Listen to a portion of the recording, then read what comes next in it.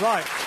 So far, nearly 1 million people have signed the petition to bring back Jeremy Clarkson. Freedom to fracas, it declares, he says carefully. With a BBC investigation underway about the alleged handbags and pushing, we can't comment. But given the scale of the support for Jeremy Clarkson and the howls of protest at the apparent cancellation of the rest of the series of Top Gear, we ask, has Britain become hostile to blokes?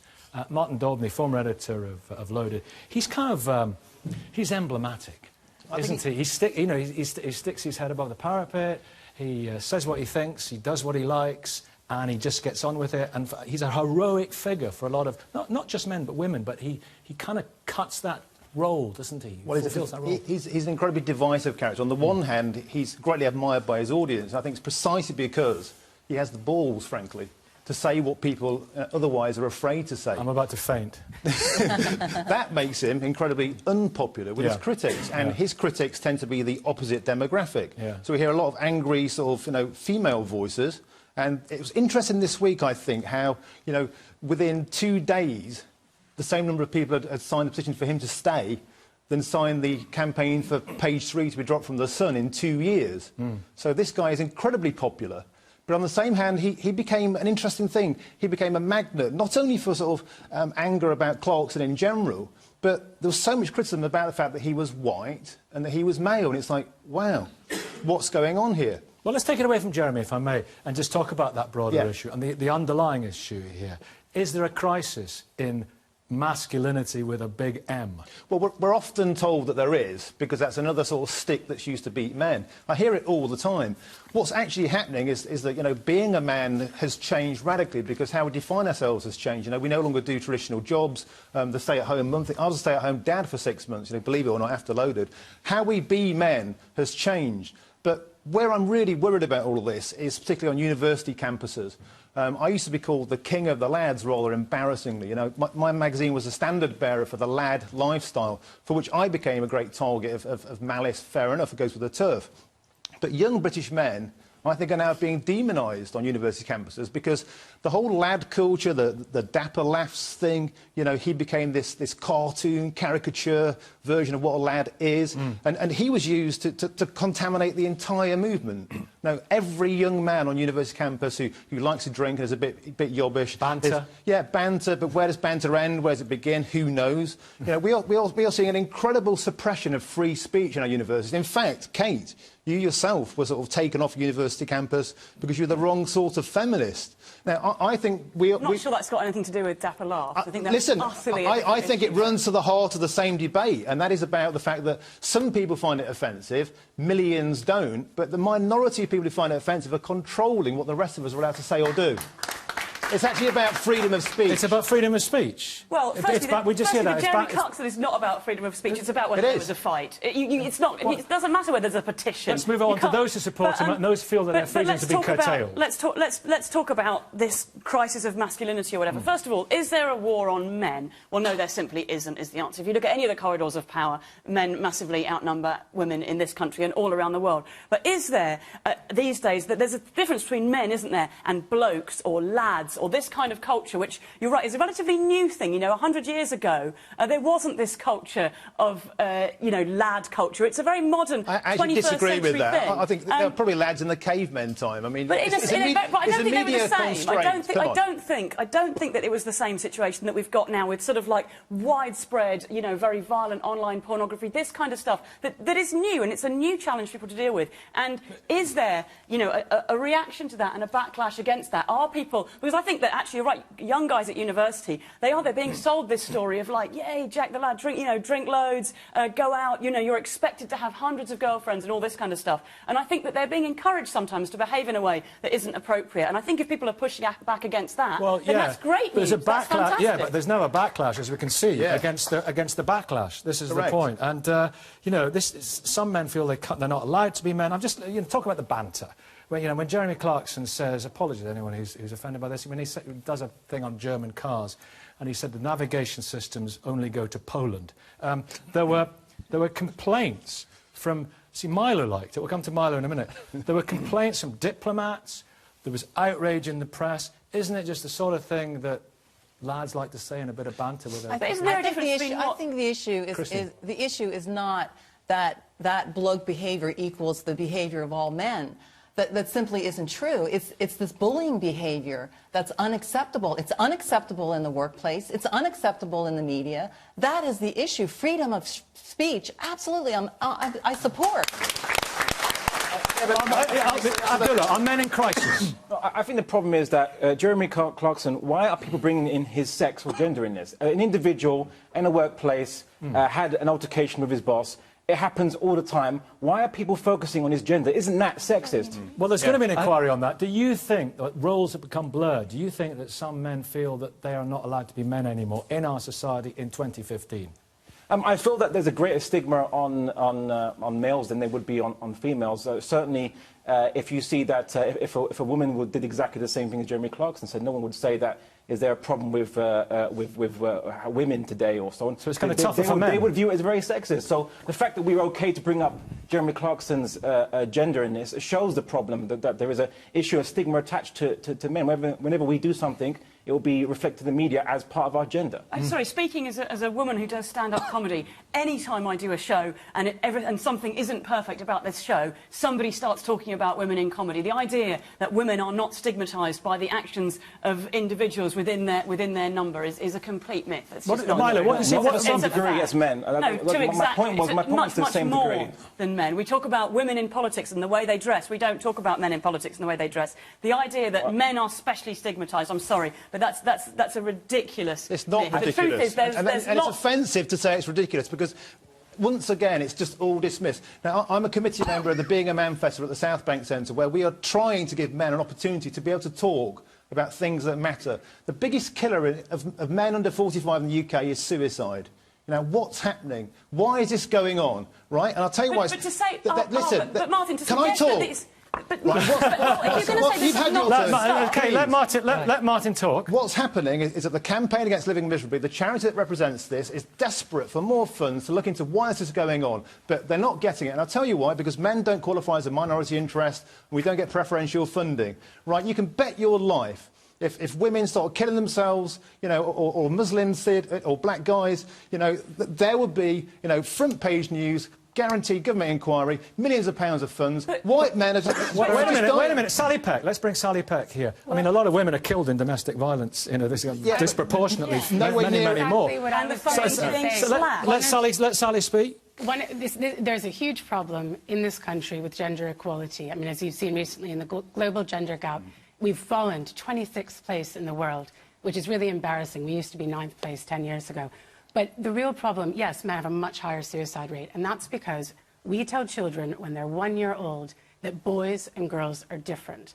And this causes boys to grow up without any emotional intelligence. People think, oh yeah, we need gender equality because this will get girls into STEM subjects, which is true.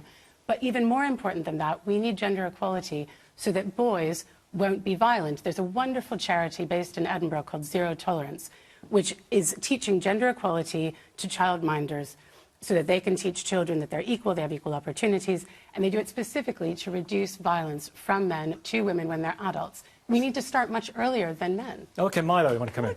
Unbelievable, astonishing sexism. We have to teach young boys not to be boys so they won't be violent. Why is being violent being... Get out!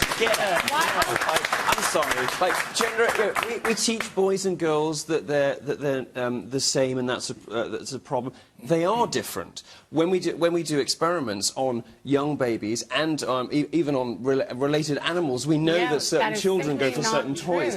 Boys and girls are different. To give you some context for all of this, you have to understand a little bit about the history of feminism. There have been two main strands. And here is our local expert. Well, yes. Of course, because of course men aren't allowed to speak about anything that isn't to do with men. The things that you've already said, the things that you've already said indicate that you know nothing about it. All right. Well, I'm going to talk to you a little bit about the problems that men are experiencing in society. And since you're not a man, perhaps you could like to give it a rest for a second. So there is a wider context in which men are suffering slightly. Even 10 years ago it would have been ridiculous to say it. But very recently we've seen a lot of structural advantages to being a woman. crop up in education, in the workplace. Under 30, women earn more than men for the same work in the UK and the US now, which is an extraordinary statistic and something that people have to be very, very carefully convinced of, because it sounds absurd. But there is a sense in which men, particularly young men, probably men our age, haven't necessarily experienced it, but younger men, 20-year-olds, there's an enormous problem. I read about this last year. I call it the sexodus, of men checking out of society, checking out of relationships, giving up on women, giving up on careers. They don't bother to go to university anymore. Now more women go to university, women get higher grades at university, more women graduate from university. Yep. All of the traditional imbalances between men and women have flipped, and very recently. No, that's and when incorrect, young men, when you go may I be allowed to in finish? business, Sorry, I'm talking correct. about men, darling. And you call them darling? How incredibly rude. And now you think it's funny. Well, this is exactly the problem. This is institutionalised sexism, and you're just sitting here doing it flagrantly and without even apologising. Well, we just heard that it was an essential characteristic of men that they were violent a minute ago. So no, I guess we did not. Nobody That's exactly said what that. you said. Nobody said that. My point That's just a lie. My point is anyway, wait, I'm getting out of here. I tell you. No, so I'm tempted to come with you, Nick. If anyone in the audience wants to say something, please feel free to put up your hand, and I'll bring you in at this stage. And just for the sake of diplomacy, let me take it to you, Christine, and then you, Jane. Christine, men still boss the world, don't they? In terms of, well, I agree with the gentleman that there are huge demographic changes taking place. 60% of graduates in the UK are female. 25% of main breadwinners, working moms are breadwinners. A further 16% have the same earning capacity as their, or earnings as their partner. That is true. 10% of working dads now stay at home. They've left the workforce. We also have millennials and Gen Y who want more personal time. I really do empathize with the changes that are happening and how that must feel, but it's happening across society. Let me ask you as well, what about the boardrooms, which you know very well? Are they still, you know, what was that programme, Mad Men, you know, that kind of testosterone-fueled environment, the figuratively smoke-filled rooms and the swaggering about and the banging of machismo on the table? Is it still like that, or is it changing? It's changing, but it's at the beginning. In the UK, we're aiming for 25% for the top 250 companies to have 25% of the board members be female, but we are at the beginning of that journey. And when I say at the beginning, when you look at the next level under that, the executive committee, it's still less than 20% are female. So we have a long way to go in terms of gender equality in business. Jane, as somebody who lived in the wrong body for a lot of years and lived as a man, you were kind of undercover in the other world, weren't you? I was going to say maybe I can come in as a fifth column. I'm fascinated listening to Martin and Milo go on about this. Without getting into the existential, what does one count as, what I know is that I counted, as far as the public was concerned, as male, and then later I didn't count as male. And what I've experienced is the fear of going out and about on the streets, and men don't know they're born. They don't understand that fear. They don't understand the parking close to a station, carrying your keys in case somebody might come up to you. They don't understand, a friend of mine, 20 years in IT, trans woman, and she is now asked to make the tea, although she's a senior consultant in the room. So we see this all the time. What is going on here is men don't know how privileged they are, and it's a little bit, sadly, like my sister who grew up in a world without word processing, and now she has to do word processing. She really doesn't like it, and that's sad, and I'm sorry, but you have to move on. But men have had privilege, men have had privilege, men have had privilege, and now they don't have so much. I'm sorry. May I just answer this question? Do you think that perhaps your experience as somebody who's transitioned from male to female might be part of your experiences too? I mean, you're sort of claiming experiences now as a woman. No, I'm not doing that. Well, that's what you said. You said your experience changed as... No. I very carefully said, because then you get very existential about what do I count as. I said I've experienced life wearing the male garb and not wearing the male garb. And the point is that wearing the male garb, you get away with murder. Martin? I think, your situation, heartfelt, this is a new thing, the transgender thing. A lot of men are confused about what that means. What I mean by that is, there's a lot of change. We need to get used to that. Dead right, absolutely. But we must never forget that the vast majority of people who are attacked or murdered in the UK or around the world are actually men. OK, other men are doing that. You know, it's a male-on-male thing. And that's another sort of reason to prove that men are toxic, because we're killers. And that's what the message we hear all the time is about the terrible things men do. What about the great things men can do? When do we ever hear about that? Where are the surveys to prove men are good? There was a survey out this week saying that if you smile at a woman, you're sexist.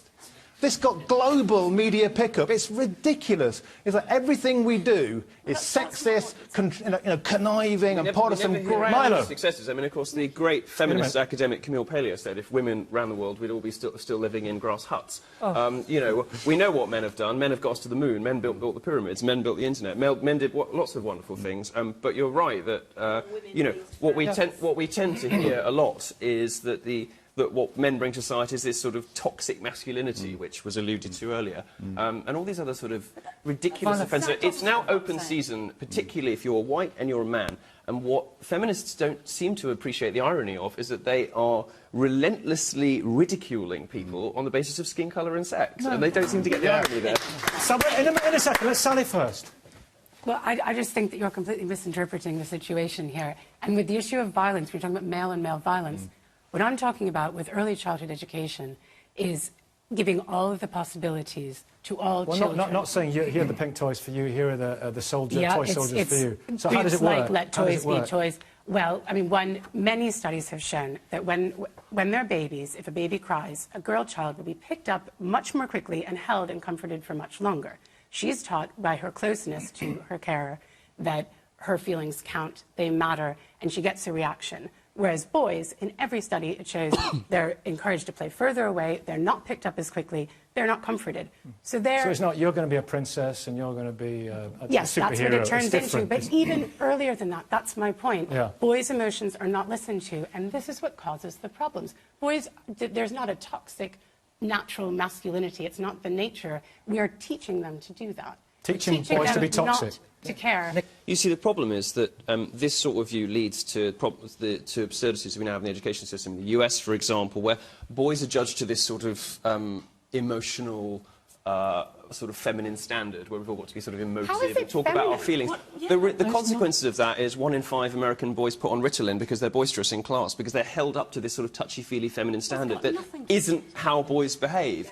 And what happens is we end up with a generation of drugged-up young boys. And if you look at the statistics, the number of kids that are on Adderall and Ritalin, whatever, in the United States, and it's beginning to happen here, it's monstrous. And it comes from this sort of philosophy. First of all, feminists did not invent the global big pharma industry. I mean, that's just ridiculous. But secondly, I think you're really confusing what feminists are saying. I think you're really failing to listen. When feminists are talking about masculinity in the way that what I'm not saying is men are innately evil and awful. What I'm saying is that we live in a rather toxic culture where men are raised and told that they should be competitive and aggressive and detached from their emotions. And actually, this is wrong, and this is not doing men any favours or women any favours, and it ties in directly to the mental health issues that Martin is talking about with young men, and it ties in directly to the women being brutally murdered by their partners every week in Britain. And that's what we're challenging. It's not about attacking men, it's about challenging the culture that men are being dragged into and saying, you don't have to be a part of that, there are much better options for men. Lynn, I told you wanted to come in as we come towards the end. Of course, we've got to remember it's not just some women who are attacking sort of blokish blokes. Some blokish blokes feel some men are attacking them as well, and so on and so forth. Make your quick point. Yes, no, it's interesting, isn't it? You said you were a stay-at-home dad for a while. So yours is the last point, by the way. Yes, indeed. While stay-at-home fathers are actually seen as progressive in this society, hey, you're stay-at-home dad, aren't you brilliant? Aren't you amazing? Aren't you doing a wonderful job? Yet if you're a stay-at-home mother, you're retrograde. According to Nick Clegg, we're in an Edwardian society. They're harping back to the Edwardian days. We're in rose sepia-tinted glasses just because you're a mother. So where's that? That's sexist. That's all we have time for on that. And I think you brilliantly previewed our final